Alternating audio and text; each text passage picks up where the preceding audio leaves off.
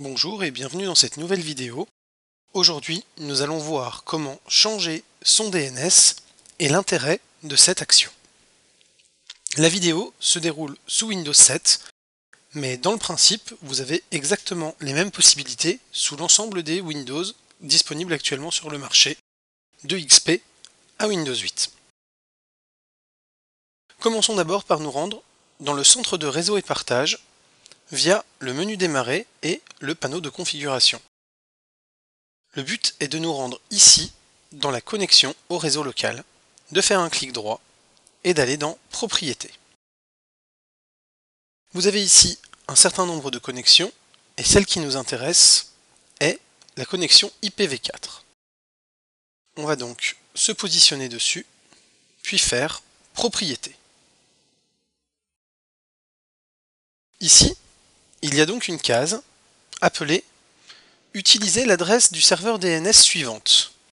On va la cocher et on va rentrer ici l'adresse d'un DNS. Pour ma part, j'ai choisi d'utiliser les DNS de Google qui sont donc à l'adresse 8888 et 8844. Une fois que c'est fait, on clique sur OK. On valide. La connexion réseau va se couper et se relancer et votre DNS sera changé. Pour savoir à quoi sert un DNS, je vous invite à regarder cette vidéo. Quel est l'intérêt de changer son DNS? Alors pourquoi changer, me direz-vous, alors que mon fournisseur d'accès me fournit déjà des DNS qu'il gère? Eh bien pour plusieurs raisons. Déjà parce que votre fournisseur d'accès peut vous fournir des DNS qui soient plus lents que ceux mis à votre disposition. Ensuite, parce que votre fournisseur d'accès peut utiliser les informations qui passent par ces DNS pour effectuer un certain nombre de fichages vous concernant pour ensuite cibler de la publicité. Et la troisième raison, c'est qu'en passant par certains DNS, vous allez pouvoir atteindre des sites par d'autres chemins et contourner certains bridages ou certaines limitations imposées par votre fournisseur d'accès. Eh bien, on peut changer de DNS pour plusieurs raisons.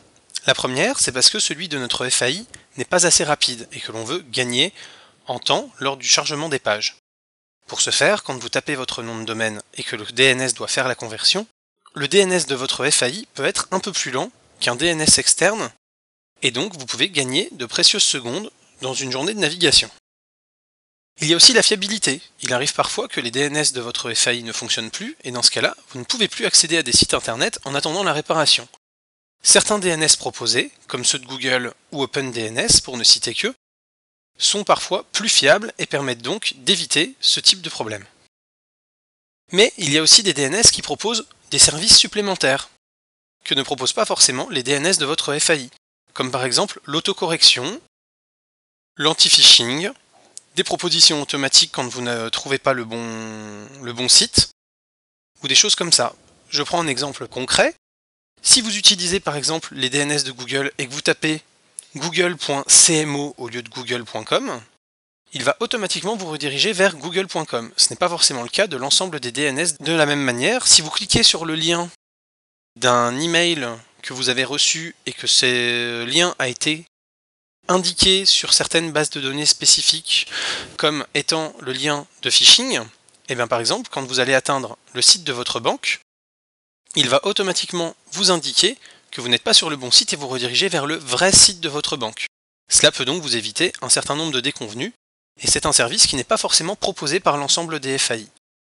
Voilà quelques raisons qui peuvent vous inciter à changer de DNS. Je vous donne donc deux informations sur les DNS, ou plutôt deux types de DNS, donc les Google DNS qui sont en adresse 8888 et 8844 comme on l'a vu dans la vidéo, et vous avez aussi les services OpenDNS qui vont être à l'adresse 208.67.222.222 et 208.67.220.220. N'hésitez donc surtout pas à les tester, vous ne prenez pas de risque avec ces deux-là, mais vous avez quand même un certain nombre d'avantages que ne propose pas forcément le DNS de votre FAI. Un autre DNS peut également vous permettre de faire des filtrages lorsque ces DNS le permettent via l'inscription à un compte. Vous pouvez par exemple bloquer certains types de sites ou au contraire créer une liste blanche, bloquer certaines IP ou certaines plages d'IP, customiser les pages d'erreur pour les renvoyer par exemple à l'intérieur d'une entreprise avec le logo de l'entreprise, avoir des statistiques détaillées sur les sites consultés, les temps qui ont été passés dessus, etc. Bref, avoir un DNS peut aussi avoir un intérêt en entreprise en termes de personnalisation de la navigation par les utilisateurs ou en termes de contrôle de ce qui va être vu ou non par les utilisateurs du réseau. Cela peut donc offrir un certain nombre de protections lorsqu'il est bien paramétré, pour éviter par exemple que les utilisateurs aillent sur certains sites qui pourraient s'avérer dangereux ou contenir des malwares ou des choses comme ça. L'inconvénient par contre est donc qu'il peut y avoir un filtrage opéré par l'opérateur du DNS et vous n'êtes pas forcément d'accord avec ce filtrage, il faut donc bien se renseigner sur le DNS en question. Le DNS, ou en tout cas son opérateur, saura également quel site vous visitez.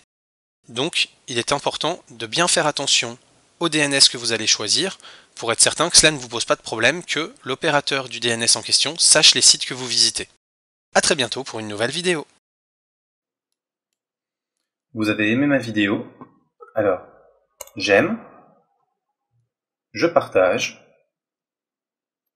et je m'abonne.